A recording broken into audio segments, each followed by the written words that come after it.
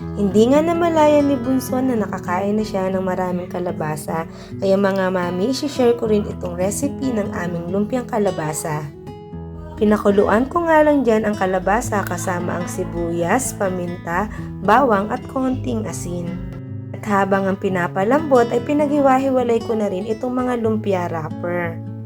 At nang maluto nga ang kalabasa ay dinurog ko lang gamit ang tinidor.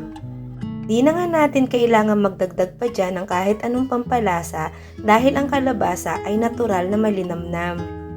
At ang target nga natin dito ay mapakain ang ating anak ng masustansya at masarap na gulay.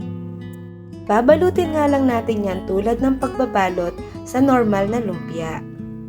Sa wrapper nga ay 1 kutsara ng kalabasa ang aking nilalagay. Mainam nga na i-rep muna ang mga binalot para mas malutong siya kapag pinirito.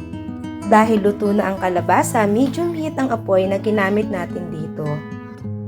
At ang kailangan lang talaga nating ma-achieve ay yung malutong niyang wrapper. Pinagsamang ketchup at mayonnaise naman ang ating sausawan.